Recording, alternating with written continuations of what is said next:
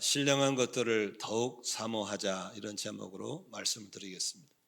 여러분, 교회는 사람들이 모이는 곳인데, 교회는 일반 사람이 모이는 것이 아니고 하나님의 영의 감동을 받고 예수 믿고 구원받은 사람들이 모이는 곳입니다.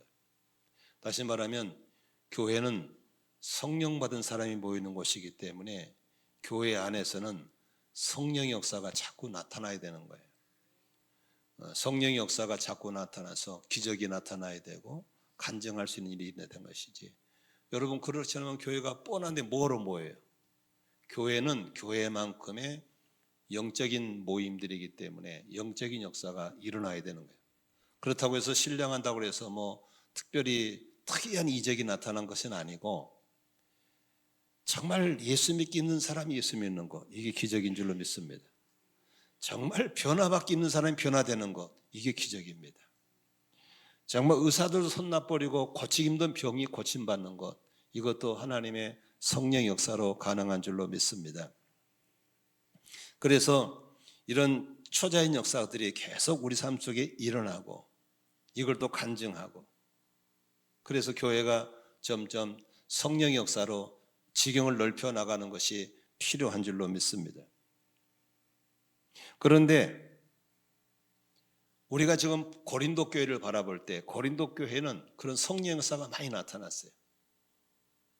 그래서 막 예언을 하고 방언을 하고 귀신이 쫓겨나가고 병 고친 역사가 나타나고, 그런데 이런 일들을 통해서 사람들이 너무 신기한데 좋은데 질서가 필요했어요. 그래서 질서를 잡아주기 위해서, 또 모르기 때문에 잘못 사용해서 부작용이 생길까 봐서 오늘 쓴 본문이 바로 고린도전서 14장인 것입니다. 그런데 많은 사람들이 이렇게 좋은 성령의 역사를 잘 구하지도 않고 또 그런 역사가 나타나면 움츠리고 있는 이유는 뭘까요? 과거에 이런 것을 잘못 사용하신 분들에 대한 후유증이 있기 때문에 그런 것입니다.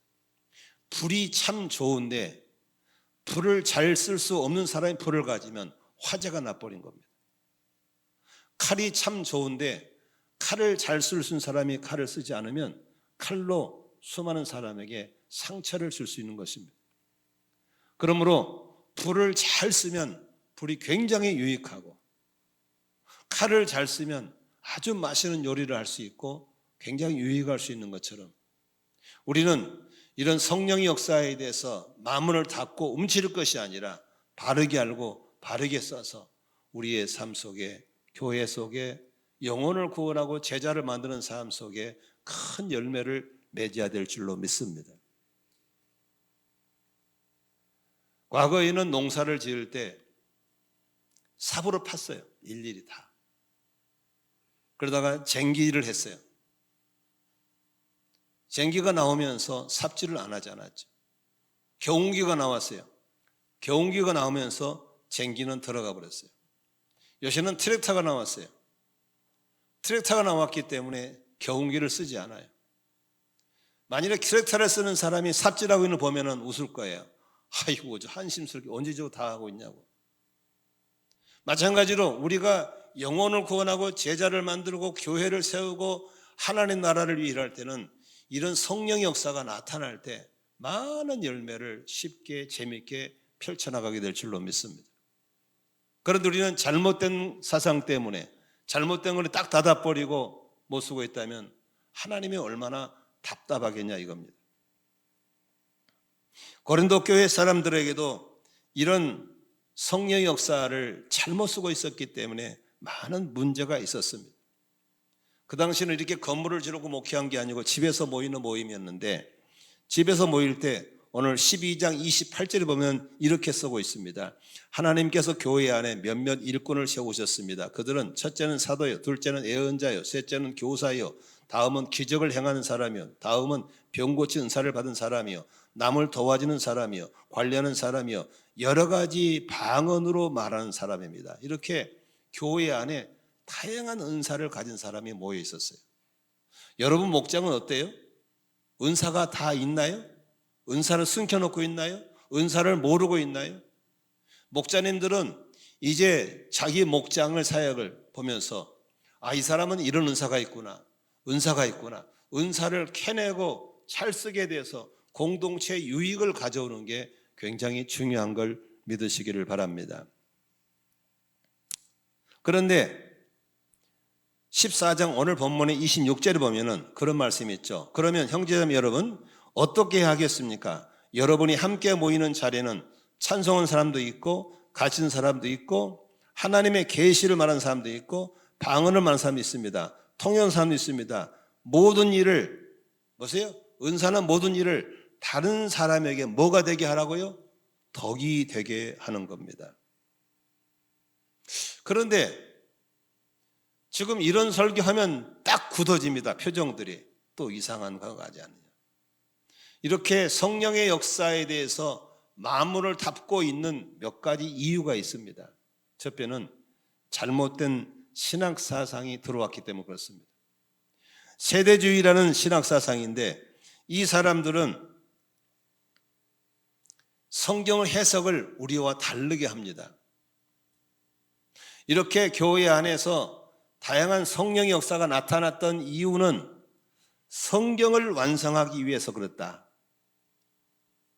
지금은 성경이 신구약에 다 완성됐기 때문에 지금은 모든 성령 역사는 일어나지 않는다라고 닫아버리는 사람들, 이런 신학사상이 들어와 있습니다.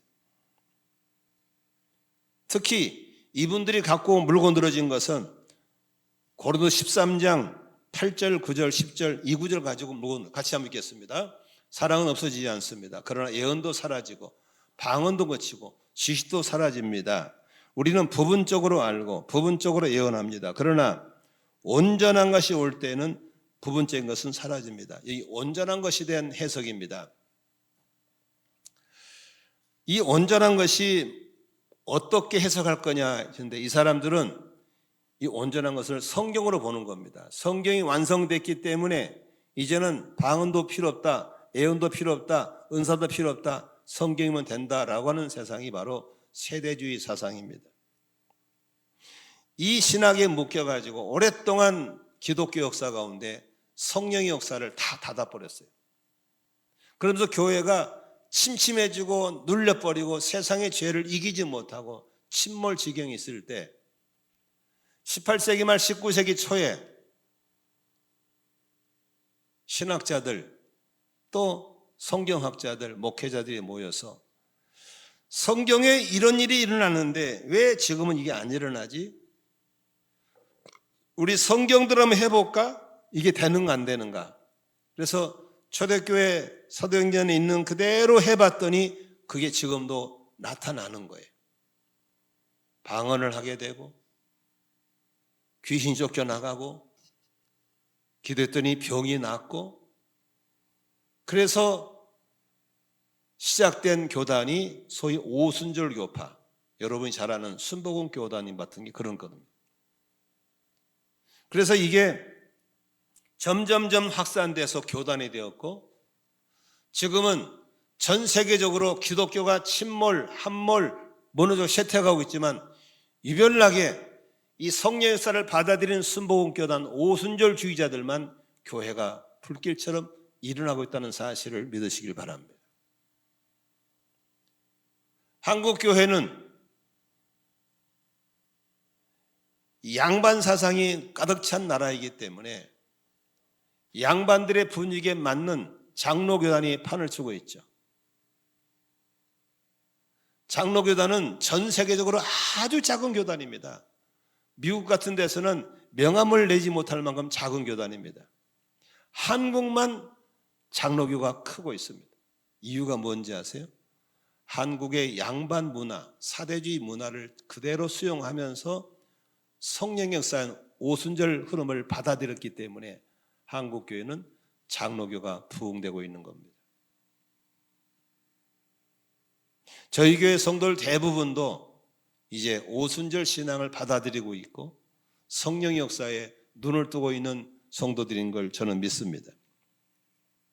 그렇다면 여기서 온전한 것이 무엇입니까? 성경이 완성된 온전한 것이 아니라 여기서 온전한 것이 올 때라는 것은 주님의 재림을 말하고 있는 겁니다. 주님이 재림 오시면, 예수님이 오시면 방언 필요 없습니다. 예수님이 오시면 애언도 필요 없습니다. 예수님 오시면 병 고치는 은사도 필요 없습니다. 왜냐하면 그분이 해답인 걸 믿으시기 바랍니다. 그러므로 세대주의의 신학사상에 물들어 있는 사람들, 지나친 지성주의에 물들어 있는 사람들, 지금도 성령의 역사 앞에 문을 닫아버립니다. 나는 우리 성도들이 이런 잘못된 신학사상에 오염되지 않고 성령님의 역사에 마음의 문을 활짝 열었으면 좋겠습니다. 두 번째로 성령의 은사에 대해서 사모하지 않는 이유가 있습니다. 과거에 이런 성령의 은사활동하신 분들에 의해서 상처를 받고 피해를 본 사람들이 그렇습니다. 성령의 은사 받았다 섬치고 잘못된 은사활동을 하면서 교회에 덕을 끼치지 못하고 관계를 깨고 다니고 교회를 심지어는 부수고 다니는 사람들 때문에 사람들이 마음문을 닫아버린 겁니다. 자라보러 놀란 사람이 소뚜껑 놀란다고 놀래서 움츠러버린 겁니다.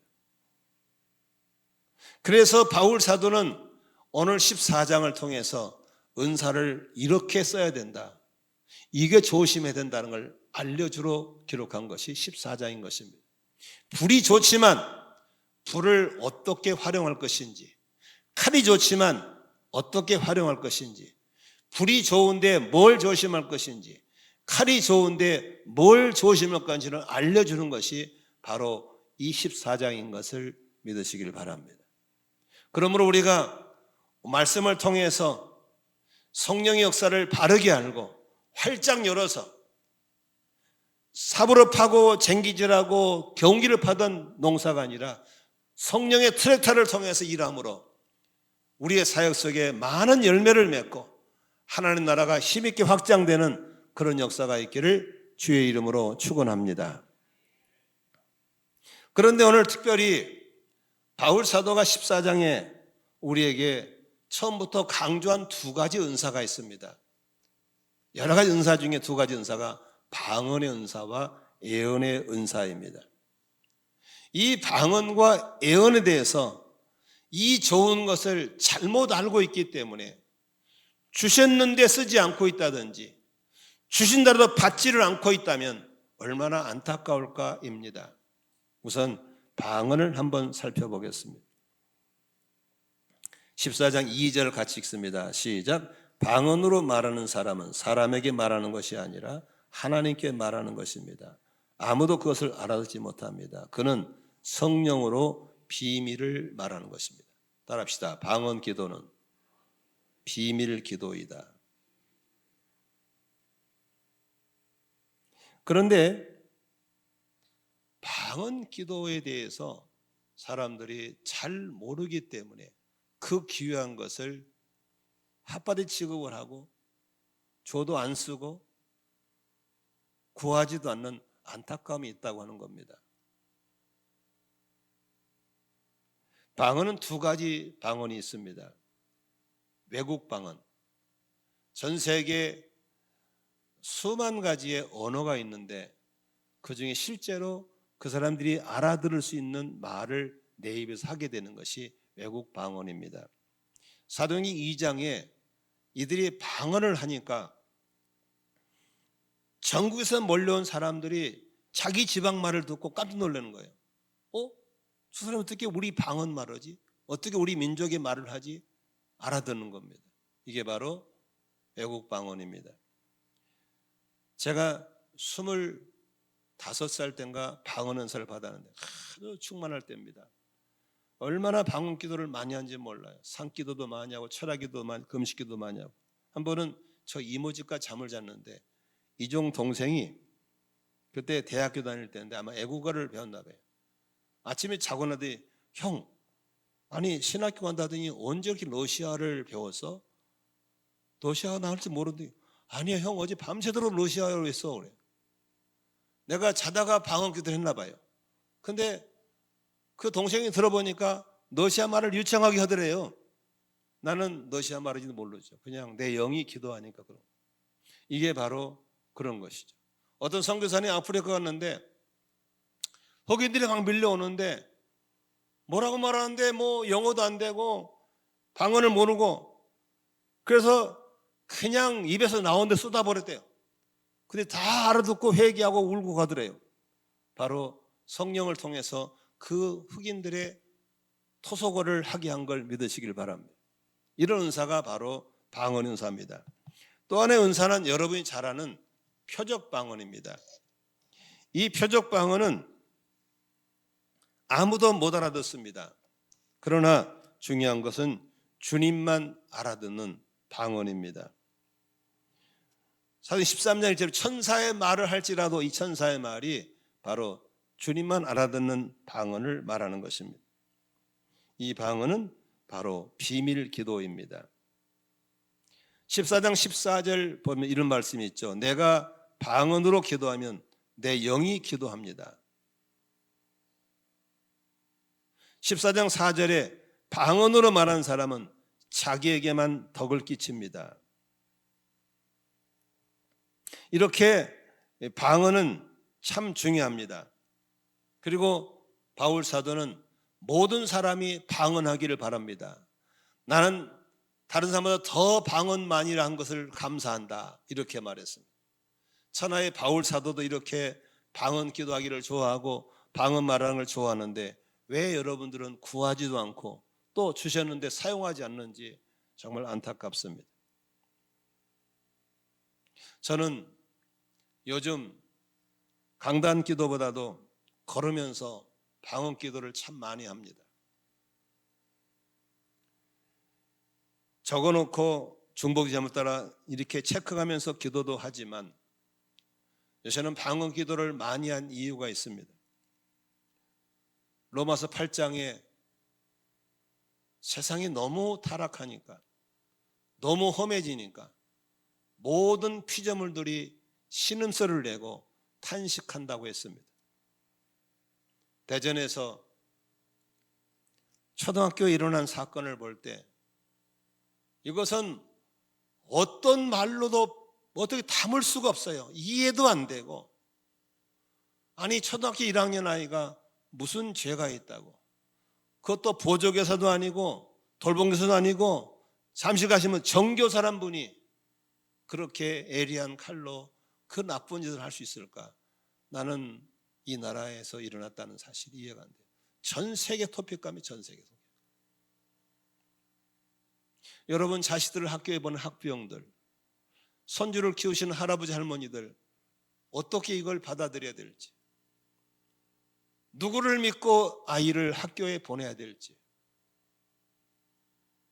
너무너무 기가 막히니까 기도가 안 나오고 그냥 신음소리, 이 신음소리가 저의 방언 기도입니다. 트럼프라는 절대 권력을 가지신 분이 경제 전쟁을 터뜨려서 관세, 부가가치세 막 폭탄을 때립니다. 우리나라가 미국에 수출한 차가 1년에 53조입니다. 미국 차를 우리가 수입에 들어온 게 3조입니다. 그 사람들이 50조 정도의 경제 수지가 안 맞은 걸 가만히 있을 리가 없습니다. 철강, 자동차, 알루미늄 관세 막 때립니다. 여러분 25%를 때려버리면요 아주 간단합니다. 중소기업 다 망합니다. 물건 팔수록 손해입니다. 여러분 중소기업 다 문 닫아버리면 가장 피해가 누가 온지 아십니까? 민초들입니다. 경제 쓰나미를 이겨낼 길이 없습니다. 우리는 지하 자원이 없습니다. 땅이 넓지 않습니다. 우리는 물건 잘 만들어 팔아먹어야 사는 나라입니다. 전 세계가 경제 전쟁에 나가지고 난리법석인데 이럴 때 머리를 조아려서 지혜를 모아야 살까 말까 하는 판인데 나라 안에는 서로 네가 옳다, 네가 틀렸다 탄핵 찬반 집회로 매주 토요일이면 수십만 명씩 부산, 서울 곳곳에 모여서 데모합니다. 여러분 생각해보세요. 그 수십만 명이 옮겨 다니면 국력이 얼마나 손실된 줄 아세요? 어마어마한 국력 낭비입니다. 이 전쟁은 끝이 난 전쟁이 아닙니다. 저도 그렇고 이게도 그렇고 끝이 나는 전쟁입니다. 나라가 급속도로 망해가고 있는데 무슨 기도가 나오겠어요? 신음소리밖에 안 나옵니다. 그래서 방언기도 하는 겁니다.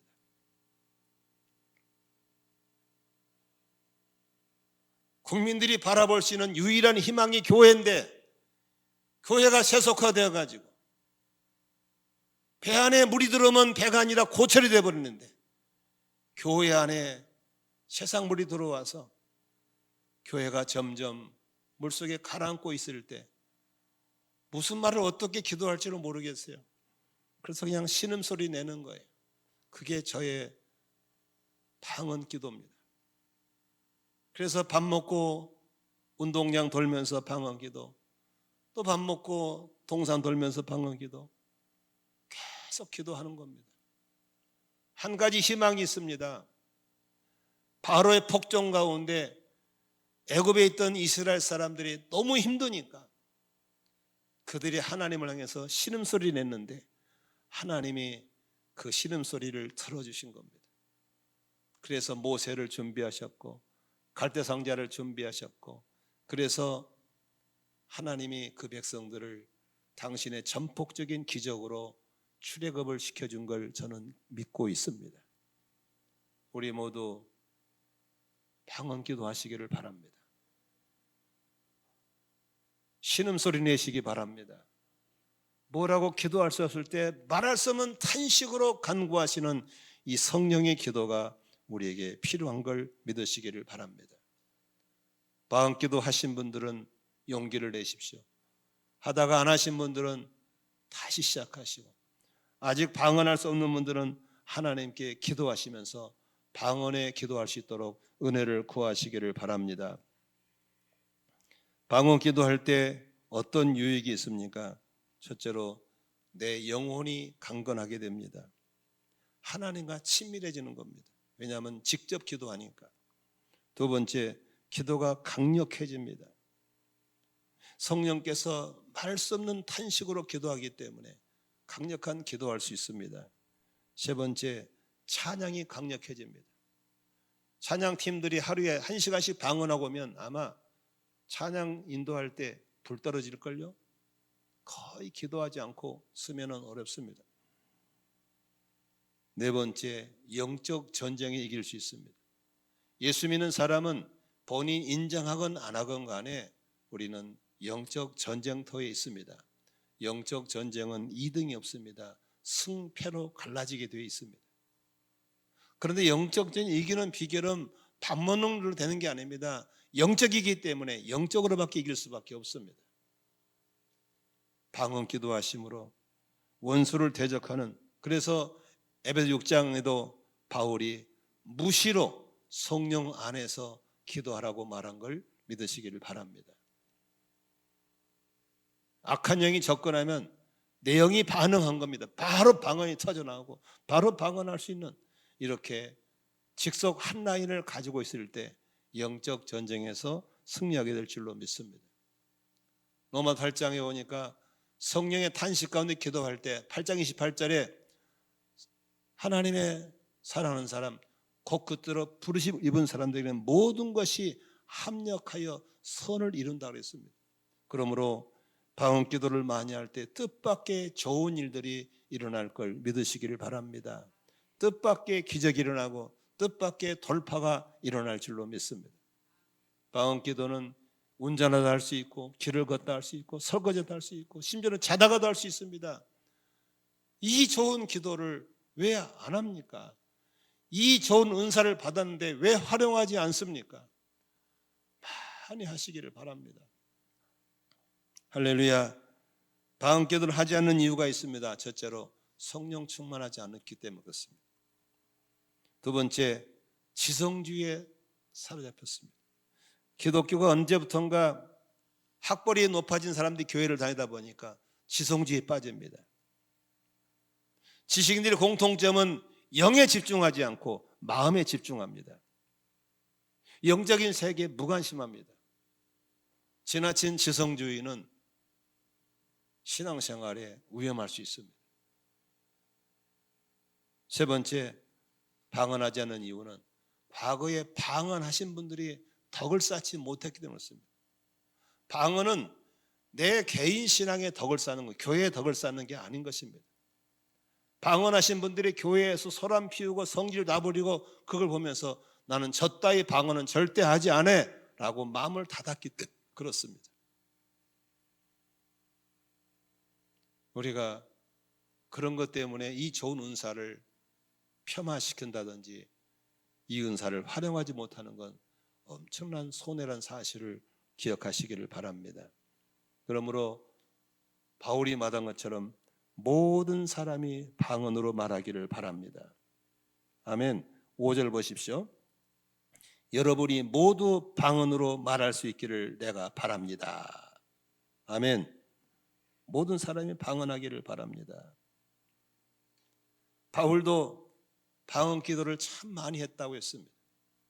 우리 교회 안에서 방언 기도가 많이 터져 나오기를 바라고 수시로 방언 기도할 수 있기를 주의 이름으로 축원합니다.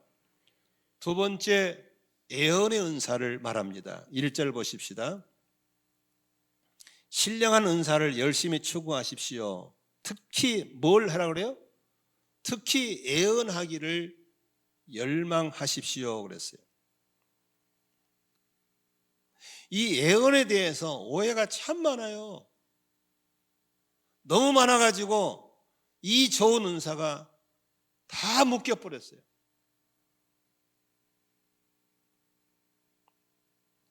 한국교회 안에 이 좋은 은사를 풀어놔야 되는데 귀신들이 먼저 다 꺾어버렸어요.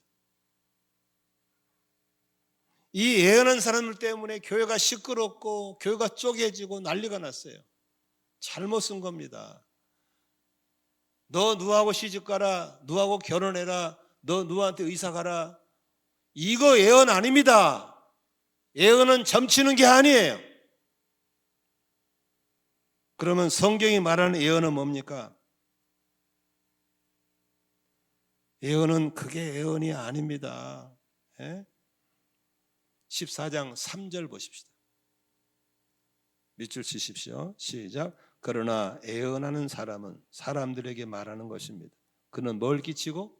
덕을 끼치고, 그 다음 뭐하고? 위로하고, 그 다음 뭐해요? 그렇습니다. 잘 보세요. 자, 어디 형제하고 상담을 하는데 그 형제가 너무 힘든 일로 어려워 낙심하고 좌절하고 있어. 그러면 내 안에 하나님의 마음을 갖고 보니까 너무 안타깝잖아요. 위로하고 싶어요? 안 하고 싶어요? 위로의 말을 해주는 게 예언이에요. 격려하고 싶죠? 격려의 말을 해주는 게 예언이에요. 아멘이시죠? 근데 왜 너 누구하고 결혼해? 너 이사가 집 팔어? 이따위 소리를 해가지고 교회를 깨. 그건 예언이 아니에요. 하나님은 그렇게 하시는 분이 아닌 걸 믿으시기를 바랍니다. 결혼 문제를 내가 결정하지 왜 점쟁이 결정을 해? 심지어는 이사 가는 것도 물어보더라고. 점쟁이한테 저 이사 가야 돼요 말아요. 왜 점쟁이한테 물어봐? 내가 가면 되는 거지. 이렇게 미래를 예측하는 중요한 일을 갖다가 잘못 한혹했기 때문에 폐해가 너무 많았어요. 그래서 예언 예자만 하면 다 문 닫아 버린 거예요. 아닙니다. 예언은 잘 보세요. 예언은 하나님의 말씀을 받아서 전해주는 게 예언이에요. 지금 제가 설교하고 있잖아요. 이게 예언입니다. 이 성경 속에 담겨있는 하나님의 말씀을 받아서 여러분이 전해주는 거예요. 이게 예언이에요. 아멘.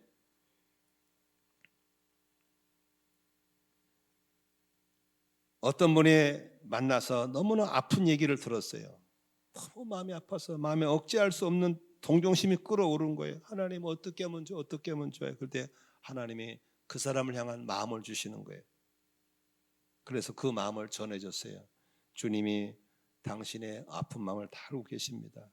앞으로 잘 될 것이니까 너무 염려하지 마세요.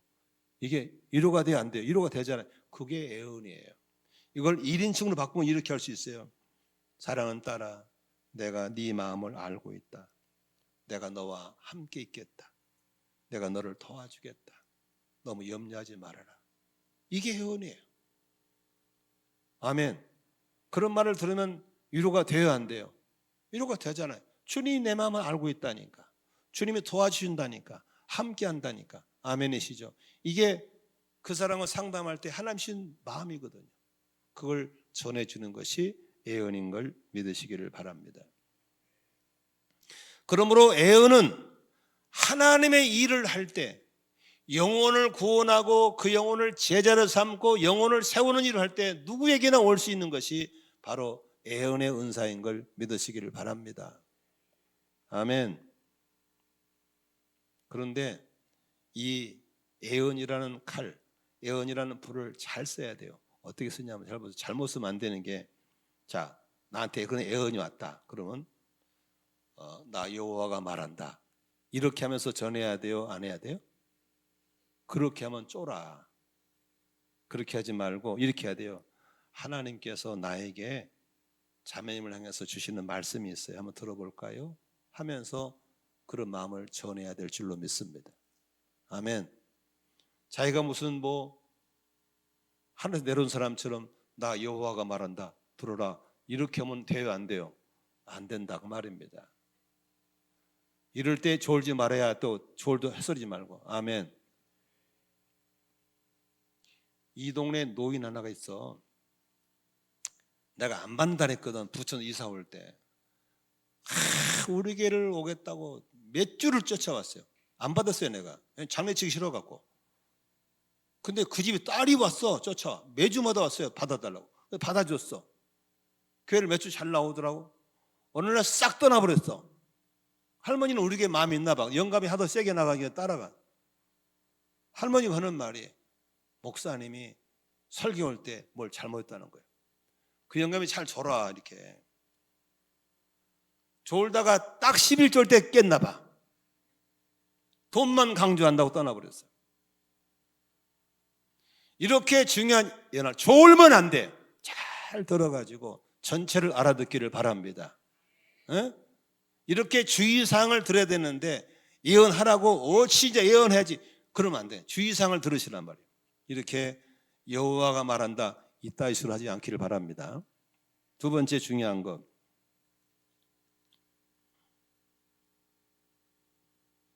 예언할 때 하나님이 전체를 보여줬을지라도 이건 덕을 끼치는 거기 때문에 지혜롭게 정리해서 줘야 돼요. 하나를 읽어볼게요.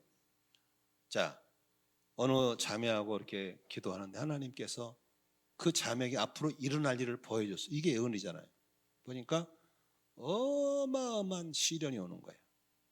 시련이 오는데 너무 시련이 독해서 예수를 그만 믿고 싶을 정도로 시련이 큰 게 왔어요.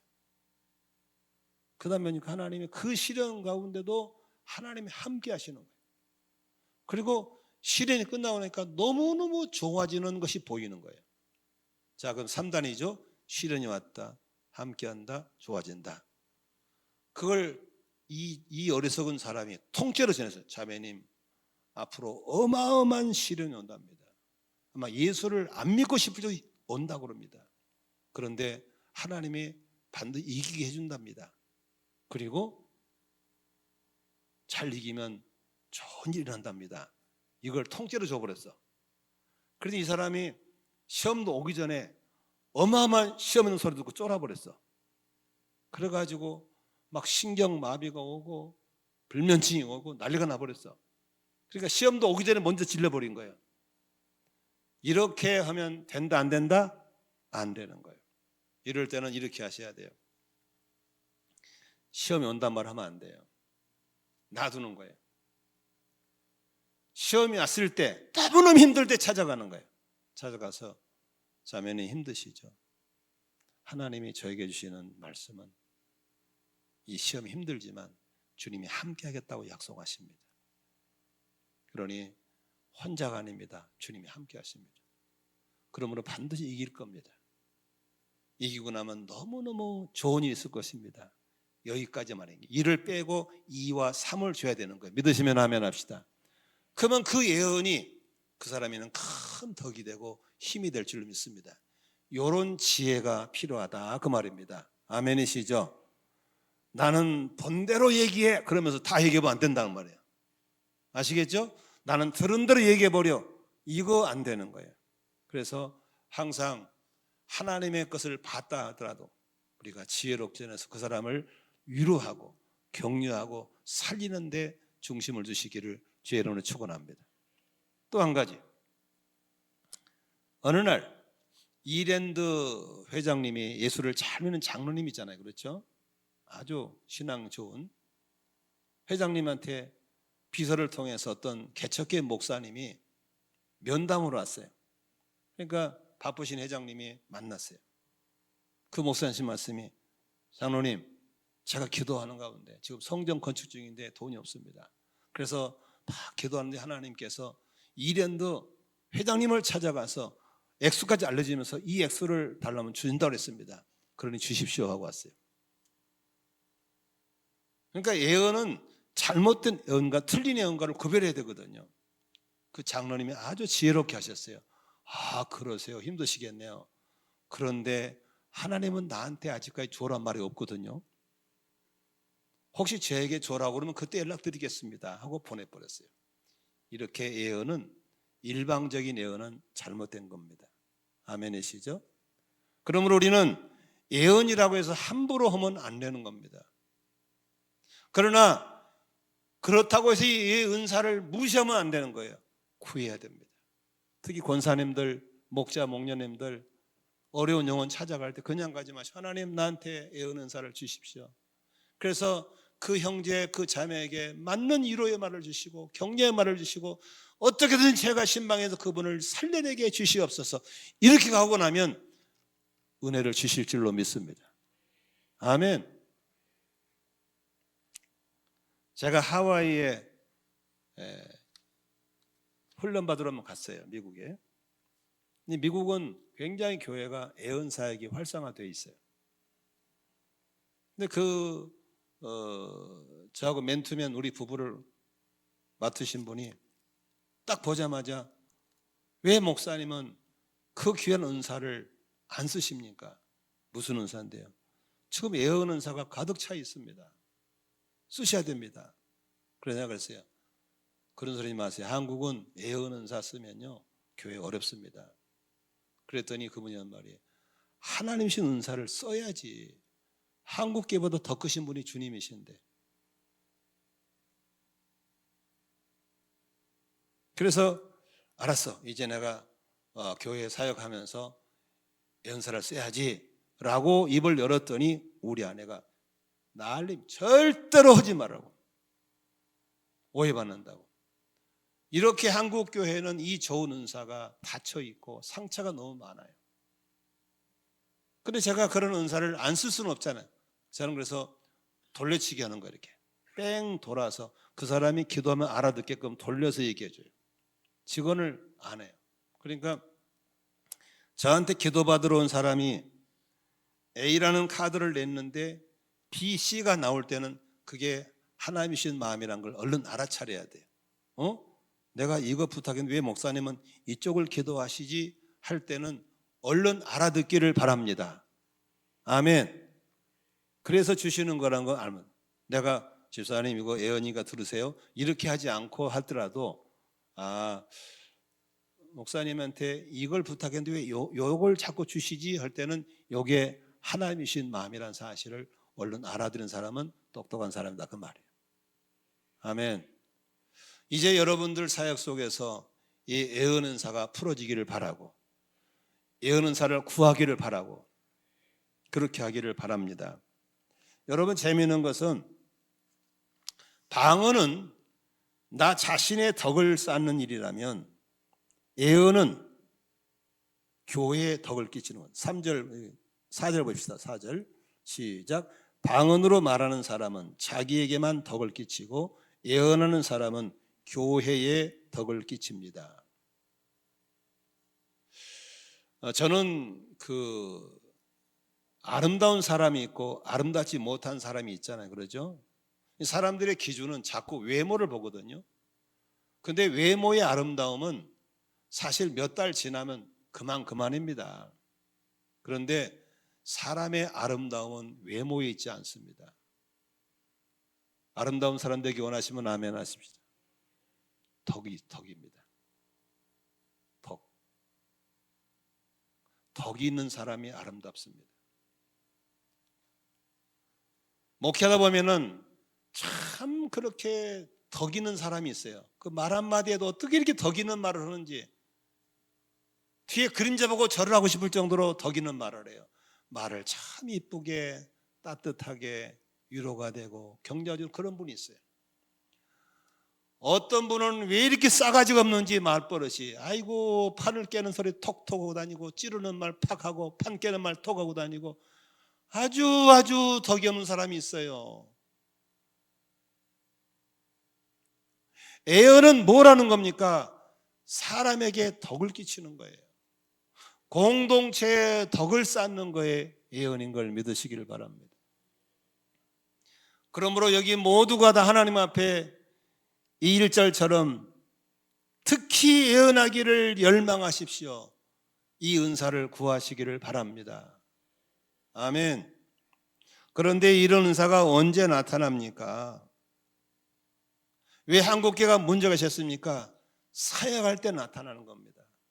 사역할 때 성령께서 나타나는. 근데 사역도 하지 않으면서, 영혼군도 하지 않으면서, 제자도 만들지 않으면서 자꾸 은사를 구하니까 귀신들이 잘못된 은사를 주어버린 겁니다. 속아버린 거예요. 그래서 교회를 깨버리고 목사님 말을 듣지 않고 이 난리를 치는 거예요. 그러므로 여러분이 이런 은사를 받고 싶으시면 반드시 사역하셔야 됩니다. 목자, 목녀님들이 자기 목원들을 정말 이루고 싶고 격려하고 싶을 때 가십시오. 100%의 은사가 와 있습니다. 아멘. 환자를 보고 너무너무 안타깝잖아요. 병원 가도 안 된다고 그러지. 그럴 때 붙잡고 기도하세요. 신의 은사가 나타날 줄로 믿습니다. 귀신 들려서 너무너무 시달린 사람 보면 안타깝잖아요. 그때 기도하세요. 귀신이 떠나가는 역사가 나타날 줄로 믿습니다.